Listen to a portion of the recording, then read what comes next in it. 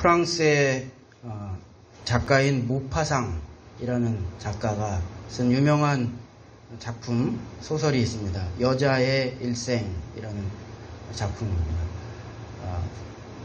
원래의 제목은 어떤 한 사람의 일생입니다. 어떤 한 사람의 일생. 우리나라 번역에서는 이제 여자의 일생이라고 제목을 바꾸어 번역했습니다. 왜냐하면 주인공이 여자였기 때문에 그런 것인데, 그러나 작가의 의도는 여자에게 맞춰져 있는 것은 아닙니다. 어떤 한 사람의 일생이 어떤 것인가에 대한 관조입니다. 이 모파상의 여자의 일생이라는 이 작품을 사조를 나누자면 자연주의라고 합니다. 또 자연주의는 사실주의라는 사조와 또 거의 동일한 면이 있습니다. 이것이 문학에도 적용되어지고요. 또 미술에도 적용이 되어집니다. 있는 그대로 한번 표현해 보자는 것입니다. 그래서 미술로 보면 이런 사조에 속하는 유명한 또 잘 알려진 이제 화가가 밀레입니다. 꾸며진 어떤 내용이 아니라 그냥 우리의 일상을 있는 그대로 표현해 보자는 것이죠. 그래서 여러분이 잘 알고 계신 밀레의 이삭죽기, 만종, 접목하는 농부들, 저도 그 그림을 좋아하기 때문에 공부도 하고 그러는데요. 그런 이제 그림들을 보면 어떤 특별한 사람이나 특별한 상황을 연출하는 그림이 아니라 그냥 소탈한 우리 일반 사람들의 모습을 그대로 표현하는 것입니다. 이 여자의 일생이라는 작품도 이제 그런 사조의 문학 작품인데요. 그래서 한 여자의, 한 여인의 이 주인공의 일생을 그냥 있는 그대로 소설로 만든 것입니다. 주인공은 잔이라는 노르망디 지역의 프랑스 여인인데요. 유복하게 아무 문제 없이 자라나서 결혼한 여인입니다. 이 여인이 줄리앙이라는 남자와 결혼을 하는데 이 남자가 남봉꾼이었습니다. 그래서 한효와 바람을 피워서 애를 낳고 또 한 지역, 한 그 마을의 백작 부인과 또 간통을 해서요. 그 사실이 발각되어서 그 남편인 백작에 의해서 죽임을 당합니다. 별 내용이 없어요. 그냥 그 이야기를 쭉 적는 것입니다. 그래서 이 잔이라는 이 여인이 남편이 죽고 나서 이제는 기댈 곳은 아들밖에 없다 생각하고 아들의 이름이 폴인데 그 아들에게 또 이제 집착하고 아들을 의지하기 시작하는데 그 아들 역시 뭐 이제 그 아주 뭐 착실한 생활을 하는 그런 그런 아들이 아니었습니다. 그래서 그 모습, 그냥 그렇게 한 여인이 결혼해서 남편의 사랑을 받고 살려고 했는데 그렇게 벌어지는 인생의 일들, 또 남편이 그렇게 갑작스럽게 죽고 나서 아들을 바라보면서 살려고 했는데 그 역시 여의치 않고 그래서 그냥 그 인생이 그렇게 지나가 버리는, 그래서 그냥 그게 소설의 끝입니다. 그것이 여자의 일생이에요. 그것은 여인의 일생만인 것이 아니라 사실은 사람의 일생인 것이고요. 그 있는 그대로의 인간의 이 사람의 일생을 그래서 바라보면 그래서 주제는 인생은 슬프다는 것입니다. 애수이다. 인생은 애수이다. 무언가 기대하고 열심히 살아가지만 살고 나서 뒤를 돌아보면 허무하다, 공허하다, 슬픔만 남는다. 왜 그렇게 내가 무언가를 그렇게 의지하고 기대하고 악착같이 살았는지 되돌아보면 아무것도 없구나. 슬프다. 마음이 슬프구나. 이런 내용을 표현한 것이 이 모파상이라는 작가의 여자의 일생인 것입니다. 사실 그래서 우리가 인간이 그냥 자연인으로서 하나님과 관계없는 육체의 인간으로서 자연인으로서의 우리의 인생을 우리가 돌아본다면, 생각한다면 어쩌면 이 작가들이 이야기하는 그 일생의 모습이 누구나의 일생일 수밖에 없을 것입니다. 그러나 여러분, 우리 일생은 그런 일생이 아닌 것이죠. 우리는 하나님께서 우리에게 주신 삶이 있는 것이고, 그래서 우리는 하나님을 바라보면서 하나님과 연관된 하나님께서 주신 정말 사람의 삶을 살아야 진짜 사람의 일생을 우리가 살 수 있는 것입니다. 그래서 사람이 어떻게 살아야 할지 아브라함의 일생을 한번 우리가 되돌아보면서 아브라함이 어떻게 살았는지 한번 되돌아보면서 여러분과 정말 우리가 살아야 하는 사람의 일생을 한번 생각해 보려고 합니다. 여러분, 아브라함이 어떻게 살았냐면요, 아브라함의 일생은 첫 번째로 하나님의 꿈을 이루는 삶이었습니다. 아브라함은 하나님의 꿈을 이루는 삶을 살았다는 것입니다. 아브라함도 75세 되기 전까지는 그냥 자연인의 삶을 살았습니다. 자기의 목적을 위해 자기의 꿈을 쫓으며 살았습니다. 아브라함은 갈대아 우르 사람이라고 했습니다. 제가 처음에 아브라함에 대해서 소개할 때 말씀드린 것처럼 당시는 메소포타미아 문명의 중앙에 있었습니다. 그래서 지역적으로나 시기적으로나 문명이 매우 발달한 그 도시 문명을 누리던 자기의 꿈을 쫓던 물질적인 생활을 하던 사람이 아브라함이라고 했습니다. 갈대아 지역은 그런 곳이었습니다. 여러분, 갈대아라는 것은 한국말이 아닙니다. 갈대아라는 것은 그 지역의 그 지방의 이름을 의미합니다. 우리가 강원도 속초라고 하면 갈대아 우루라고 하면 그 큰 지역, 더 넓은 지역을 갈대아, 그 메소포타미아 지역을 갈대아라고 음차 번역을 한 것입니다. 영어로는 캘디아라고 합니다. 그러니까 갈대아가 뭔가 갈대하고 연관이 되어 있나, 한국말인가, 그렇게 생각하시는 분들도 있는 것 같은데 그렇지는 않고요. 칼디아라는 그 지역의 이름을 우리 말로 갈대아라고 번역한 것입니다. 그곳에서 자기의 인생을 살아가던 사람이었고요. 그러나 75세 때에 비로소 아브라함이 하나님께로부터의 꿈을 갖게 된 것입니다. 하나님으로부터 오는 꿈을 갖게 되고요. 그때부터 아브라함이 다른 인생을 살게 되는 것입니다. 그래서 하나님께서 주시는 그 꿈에 순종하여서 아브라함이 하란 지역, 갈대아 지역을 떠나 가나안으로 떠나게 되면서 새로운 아브라함의 인생이 여러분 시작된 것입니다. 그래서 여러분, 우리가 정말 사람의 일생을 우리의 인생을 살아가기 위해서는 하나님께서 주시는 꿈을 발견하고 그 꿈을 이루어가는 삶을 우리가 살아야 한다는 것입니다. 윌리엄 캐리라는 근대 선교의 아버지라고 불리는 사람이 있습니다. 이 사람이 남긴 아주 유명한 말이 있는데 그것은 expect the great thing from the God, attempt the great thing for the God. 하나님으로부터의 위대한 일을 기대하라. 또 하나님을 위하여 위대한 일을 시도하라. 그럼 여러분, 우리의 일생이 하나님으로부터의 위대한 것을 기대하고 하나님을 향하여 위대한 일을 시도하며 행하며 이루어가는 그런 삶이라고 우리가 생각할 수가 있는데, 그러면 여기서 여러분, 윌리엄 캐리가 이야기한 great thing, 위대한 일이라는 것이 여러분 무엇이겠습니까? 그것이 하나님께서 우리에게 주시는 꿈인 것이죠. 그래서 우리의 사람의 인생은 하나님께로부터 오는 이 꿈을 이루어갈 때 우리가 위대한 일을 하는 그런 삶을 살게 되는 것입니다. 우리가 이런 삶을 살아야 한다는 것입니다. 왜냐하면 우리의 인생에는 결산이 있기 때문에 그런 것입니다. 모든 인간은 하나님 앞에서 결산해야 하기 때문에 그런 것입니다. 만약 죽는 것으로 끝나고 하나님 앞에서의 결산이 없다면 내 마음대로 내 욕심대로 아무렇게나 내가 원하는 대로 살아도 될 것입니다. 그러나 우리가 우리의 일생을 그렇게 살 수 없고 사람의 일생을 잘 살기 위해서 하나님으로부터 오는 꿈을 이루며 살아야 하는 것은 우리의 일생에 결산이 있을 것이기 때문에 그런 것입니다. 그래서 우리는 하나님께로부터 오는 꿈을 이루며 살아야 합니다.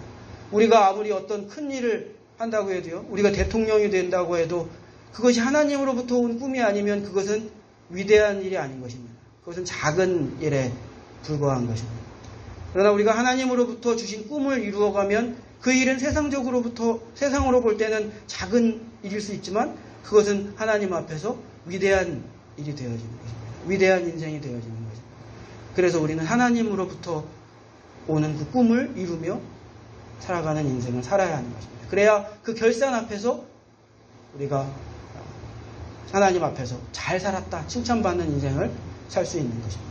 우리는 나름대로 큰 일을 한다고, 스케일 있는 일을 한다고, 큰 사업을 이룬다고, 높은 자리에 오른다고 이랬지만, 그러나 그 결산의 자리 앞에서 하나님께서는 너는 왜 아무 일도 하지 않았느냐? 하나님께서는 그렇게 말씀하실 수가 있는 것입니다. 너는 왜 내가 하라고 한 일을 전혀 하지 않았느냐? 하나님께서는 그렇게 책망하실 수가 있는 것입니다. 왜냐하면 우리가 살아야 할 것은 나에게 세상적으로 큰 일을 이루며 살아가는 것이 아니라 하나님께서 우리에게 주신 일을 이루며 살아가는 것이 위대한 일을 이루며 살아가는 것이기 때문에 그런 것입니다. 어떤 선교사가 일생의 선교사의 일을 다 마치고 샌프란시스코 항에 도착했다고 합니다. 그의 선교 사역은 평생을 바쳤지만 열매가 별로 많지 않았습니다. 그를 통해 회심한 사람도 많지 않고 제대로 된 교회도 중국 선교사였는데 세워지지 않았습니다. 그의 인생을 돌아보며 선교사는 조금 허탄한 마음으로 이제 자기의 고향인 미국으로 돌아오게 되었습니다. 그런데 돌아와 보니까 그 배에 해외 일정을 마치고 돌아오는 미국 대통령이 함께 타고 있었습니다. 그래서 자기는 저쪽으로 가세요. 당연히 그랬겠죠. 일반 사람들은 저쪽으로. 그래가지고 밀려가지고 저쪽에 내려가지고 이렇게 보니까 그 배 앞에 레드 카펫이 쫙 깔려 있고 또 이제 그 연주자들이 나와가지고 막 나팔을 불며 환영하는 모습을 보았는데 해외 일정을 마치고 돌아온 대통령을 맞이하기 위하여서 나팔을 불며 환영하는 그런 모습을 보게 되었습니다. 그 모습을 보면서 이 선교사의 마음속에 정말 슬픔이 차오르기 시작했습니다. 나는 내 일생을 바쳐서 이 일을 이렇게 이루었는데 나를 맞이하는 사람은 한 명도 없고 나는 이렇게 어쩌면 초라하게 조국 땅으로 돌아오는데 저 대통령은 사람의 일을 하면서 저렇게 대우를 받는구나. 그런 생각을 하니까 마음속에 큰 슬픔이 찾아왔다는 거죠. 여러분, 그런데 그때 하나님께서 그 선교사의 마음속에 하나님의 음성으로 잠잠히 이런 목소리를 들려주었다고 합니다. 얘야, 이것이 끝이 아니다. 이것이 결산이 아니다. 하나님께서 그 말씀을 그 선교사의 마음속에 넣어주셨습니다. 여러분, 환영하는 나팔 소리가 그 인생을 평가하는 것이 아닙니다. 그것이 끝이 아닙니다. 그 사람이 어떤 인생을 살았는가는 하나님 앞에서 평가되는 것입니다. 하나님 앞에서 결산되는 것입니다. 여러분, 그렇기 때문에 우리가 하나님께서 주신 꿈을 이루며 우리의 일생을 살아가야 하는 것입니다. 짐 엘리엇이라는 또 다른 선교사가 있습니다. 미국의 휘튼 칼리지라는 명문대학을 나와서 이제 20대 초반에 막 결혼하고 그 부부가 함께 중남미의 한 부족을 선교하기 위해서 정말 오랫동안 준비하고 선교사로 떠나게 되었습니다. 여러분, 그런데 마치 우리나라에 처음 성경을 전해준 첫 선교사 토마스와 같습니다.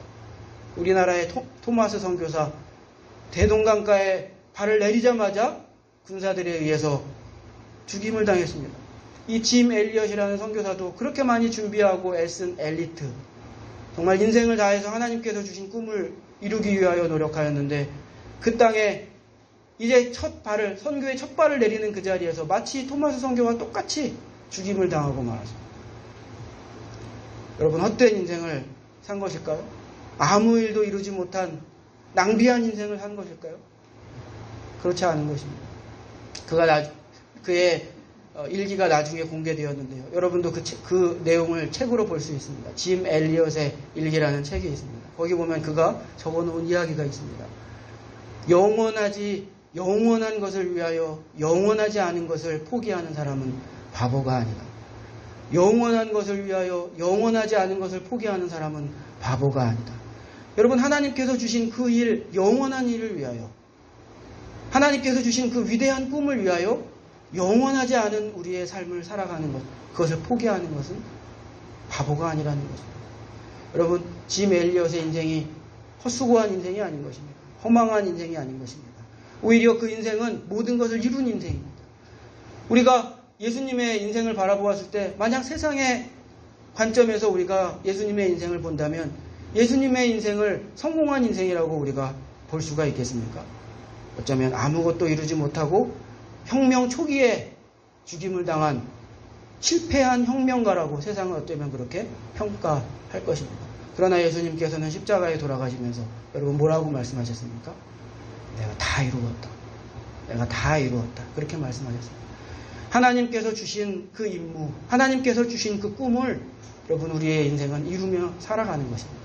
그래서 그것을 이루면 위대한 인생을 사는 것이고요. 그 사람의 인생, 제대로 된 인생을 살게 되는 것입니다. 이 인생을 잘 살아간 사람이 여러분 또 바울입니다. 바울은 많은 공부를 한 사람이었습니다. 그가 자기의 인생을 위하여 질주하였다면 많은 것을 얻을 수 있는 사람이었습니다. 그러나 그에게 새로운 꿈이 생겼습니다. 하나님께서 주신 새로운 꿈이 생겼습니다. 그것은 복음을 알지 못하는 이방 사람들에게 복음을 전하는 것이었습니다. 이방인을 위한 사도가 되는 것이었습니다. 여러분, 바울은 그 일을 위하여 얼마나 많은 고생을 했습니까? 또 자기가 누릴 수 있는 것들을 얼마나 많이 포기해야 했습니까? 그러나 바울은 뭐라고 고백합니까? 내가 그 모든 것들은 나에게 아무 쓸모가 없는 것이다. 그것은 나에게 nothing이다. 아무 의미가 없는 것이다. 그것은 나에게 배설물과 같은 것이다. 여러분, 바울은 그렇게 이야기했습니다. 왜냐하면 하나님께서 주신 그 꿈을 이루며 살아가는 것이 정말 행복한 인생이기 때문이고요. 그것이 잘 사는 인생이기 때문인 것입니다.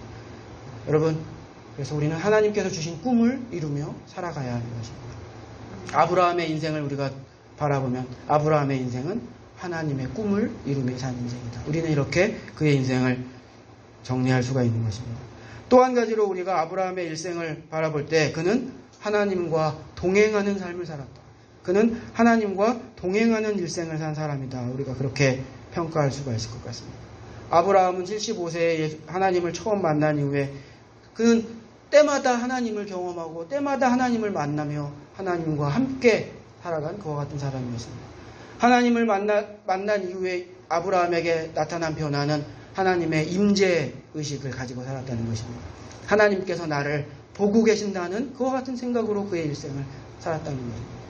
여러분, 우리가 우리의 삶, 정말 실패하지 않는 우리의 삶을 살아가는 또 한 가지의 방법이 있다면 그것은 하나님이 나와 함께 하신다는 하나님 임재의식을 가지고 살아가는 것입니다.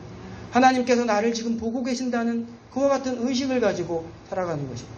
하나님께서 나와 함께 하신다는 그와 같은 의식을 가지고 살아가는 것입니다. 아브라함은 그와 같은 생각으로 그의 일생을 살아간 것입니다. 그래서 그의 인생이 달라진 것입니다. 하나님께서 원하시는 그와 같은 인생을 살 수가 있었던 것입니다. 하나님과 함께한 사람, 하나님과 동행한 사람, 성경은 그와 같은 사람들의 이야기로 가득 차 있는데 또 그런 사람을 우리가 한 사람 이야기한다면 요셉을 이야기할 수 있습니다. 여러분, 요셉은 이스라엘 백성이 어려운 시기에 그 위기에서 이스라엘 백성을 구해낸 사람입니다. 그러나 요셉의 인생은 그렇게 평탄하지는 않았습니다. 어려운 일을 당할 때마다 성경이 기록하고 있는 것이 있습니다. 하나님께서 요셉과 함께 하셨다는 것입니다. 하나님께서 그와 함께 하시니라. 그래서 그가 형통하였더라. 이것이 창세기에서 수차례 요셉의 이야기 가운데 반복하고 있는 내용입니다. 어려운 일을 당할 때도 있습니다. 욕에 갇힐 때도 있습니다. 그런데 그와 같은 기술 마지막에는 성경은 그렇게 기록합니다. 하나님께서 그와 함께 하셨더라. 그래서 그가 형통하였더라. 그렇게 이야기하고 있는 것입니다. 여러분, 요셉이 그래서 어려운 그의 인생을 살아갈 수가 있었던 것입니다. 하나님께서 주신 그 일을 이루며 살아갈 수가 있었던 것입니다. 세상의 환경을 바라보는 것이 아니라 하나님께서 나와 함께 하신다는 하나님 임재의식, 하나님 동행의식을 가졌기 때문인 것입니다. 그때 중심을 지키며 그 인생을 흔들리지 아니하고 살아갈 수가 있는 것입니다. 여러분, 하나님과 동행하는 사람, 하나님과 동행하는 삶, 여러분, 그 삶이 하나님께서 함께 하시는 삶, 하나님께서 결국에는 여러분 이기게 하시는 삶인 줄로 믿습니다. 그래서 우리가 여러분 하나님과 동행해야 합니다. 어려운 시기가 있다면 더 하나님의 동행을 갈망하며 하나님과 동행해야 합니다. 구약 성경에서 하나님과 가장 동행했던 사람으로 우리가 일컫는 사람을 또 한 사람 우리가 이야기한다면 엘리야 선지자를 이야기할 수가 있습니다. 여러분, 엘리야 선지자가 활동했던 시기는 북이스라엘에서 가장 어두웠던 시절입니다. 영적으로 어두웠던 시절입니다. 그러나 여러분, 나라의 부강함으로 이야기하자면 가장 부강했던 시기이기도 합니다. 그 시기는 오므리 왕조의 시기입니다. 오므리라는 사람이 혁명을 일으켜서 쿠데타를 일으켜서 왕조를 세우고 자기의 아들에게 그 왕권을 물려주었습니다. 그 아들이 여러분 너무나 유명한 아합 왕이고요. 그 며느리가 여러분 잘 알고 있는 이세벨이라는 여인입니다.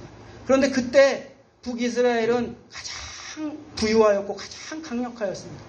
그런데 그 강력하고 부유한 것을 가지고 이 아합과 아사랴가 이세벨이 벌인 일은 바알 신상과 이세벨 신상을 전국에 세운 것입니다. 그리고 하나님의 선지자들을 핍박한 것입니다. 이스라엘 역사상 가장 영적으로 어두운 시기였습니다. 여러분, 그때 하나님과 가장 동행한 엘리야라는 선지자가 나온 것입니다. 여러분, 가장 어려운 시대에 하나님과 가장 동행할 수밖에 없는 것입니다. 여러분, 우리가 어려움 가운데 있다면, 우리가 고비를 지나고 있다면, 위기를 지나고 있다면 여러분, 하나님의 동행을 우리가 더 필요로 하는 것입니다. 우리 안에 그런 갈망함이 있어야 하는 것입니다. 엘리야가 죽은 것이 아니죠. 엘리야가 승천하고 나서 그 다음에 그 엘리야를 이어서 그의 제자였던 엘리사가 그 선지자의 위치를 넘겨받게 됩니다. 그때 엘리사가 하나님 앞에서 또 엘리야 선지자 앞에서 조건으로 내건 것이 있었습니다. 그것이 무엇이었냐면요, 나에게 엘리야 선지자의 영성을 2배 주지 않으면 나는 이 일을 하지 못합니다. 엘리야 선지자의 영성을 나에게 2배 주지 않으면 나는 이 어려운 암흑 같은 이 어두운 시기에 나는 하나님의 일을 감당하는 이 일을 해내지 못합니다. 그렇게 이야기했습니다. 여러분, 그 의미가 무엇이겠습니까? 오늘 이 말씀드리는 이 주제에 맞추어 말씀드리면 하나님께서 내게 나와 2배 함께 동행해 주지 않으시면, 이렇게 우리는 이해할 수가 있습니다. 하나님께서 2배로 더 나와 함께 하시지 아니하시면, 2배로 하나님께서 나와 동행하시지 아니하시면, 그래서 늘 나와 함께 하시지 아니하시면 나는 이 어두운 상황을 극복해낼 수 없습니다. 하나님의 일을 감당해낼 수 없습니다. 여러분, 그렇게 이야기한 것입니다. 사랑하는 여러분, 그러므로 저와 여러분에게 하나님을 향한 열망이 있을 수 있기를 예수님의 이름으로 축복합니다. 하나님께서 나와 동행하시기를 원하는 그런 열망이 있어요. 내 마음속에 내 마음이 메마르고 답답하고 정말 내 인생이 힘들고 어려운데, 그때 우리는 하나님 나와 함께 해주세요. 하나님 나와 동행하여 주시옵소서. 하나님, 내가 어느 길로 가야 할지를 모르겠습니다. 어느 길로 가야 할지 나는 정말 모르겠습니다. 하나님, 나와 동행해 주세요. 하나님, 내 발걸음을 인도해 주세요. 여러분, 이런 열망이 우리 안에 있어야 하는 것이고요. 그때 우리가 하나님께서 원하시는 정말 사람의 삶을 살아갈 수가 있는 것입니다. 아브라함은 하나님과 동행하는 삶이었던 것입니다. 마지막으로 한 가지 여러분에게 더 말씀드리면, 아브라함의 삶은 축복의 통로가 되는 일생이었다. 축복의 통로가 되는 일생을 살았습니다.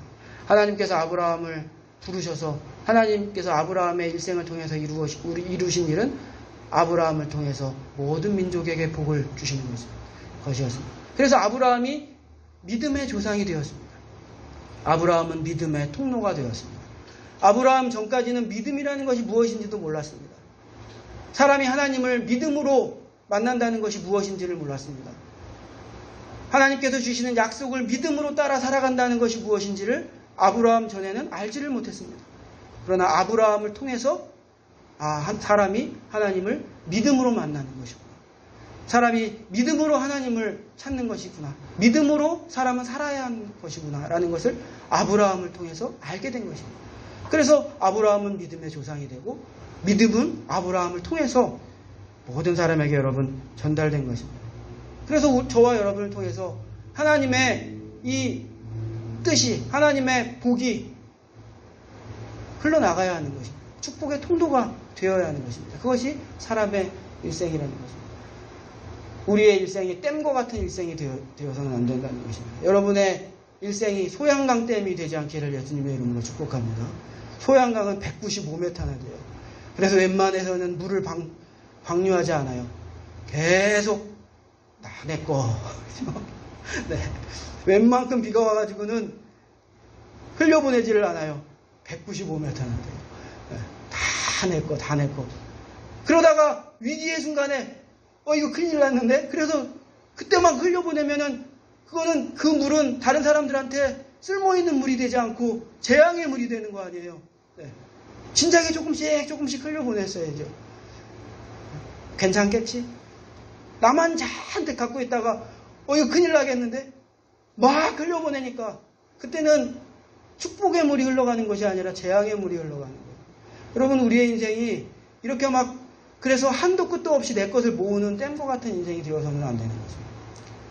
오는 대로 하나님으로부터 오는 대로, 그것이 영적인 은혜의 축복이든 위로의 축복이든 물질의 축복이든 재능의 축복이든 어떤 것이든지 다 우리가 사람들에게로 여러분 흘려보내는 여러분 그런 일생을 우리가 살아야 한다는 것입니다.